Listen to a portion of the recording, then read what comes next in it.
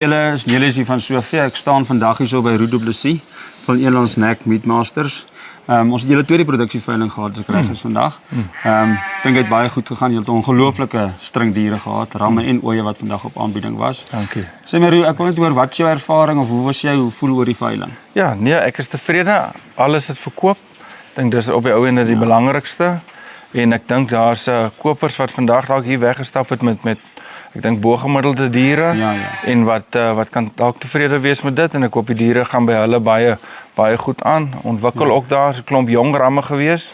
So ek dink hulle kan nog redelik ontwikkel waar hulle aankom. So ja, dis baie dankie sê vir al die kopers wat vir ons vandag gehelp het. En deur die jaar ook vir die vorige veiling vir al daai kopers vir die jaar wat ek dankie sê. Dis ons laaste veiling vir die jaar. So almal wat ons ondersteun het, wil ek net dankie sê.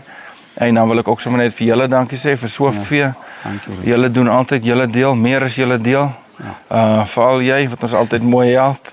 Ek waardeer dit regtig baie en dankie vir Henny, ons afslaer, Goos en Broers, bemarkers. En dan vir Vleis Sentraal natuurlik, vir Hendrik Hulle en vir Mario Hulle en vir Delano en vir die hele span wat ons hierdie jaar mooi gehelp het.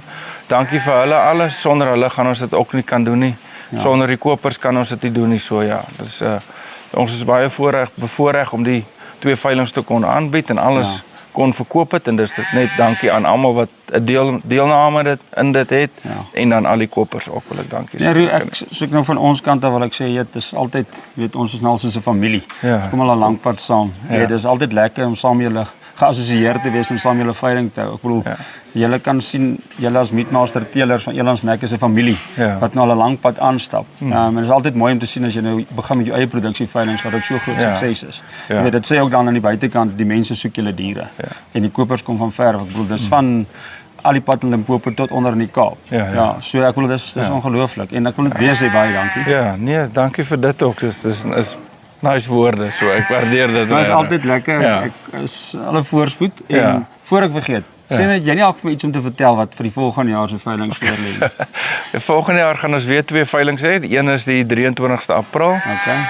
Seker so 80 na 100 ramme, 120 na 150 ooe. En dan die volgende veiling sal weer hier begin Oktober wees, glo ek. Selfde tyd as hierdie jaar, nog nie presies seker oor daai datum nie. Maar ek dink baie dieselfde as hierdie jaar, weer volgende jaar. So ons vat hom dan weer. Ja nee, ons sien uit. Tot 'n volgende keer. Dankie man. Dankie Nelis.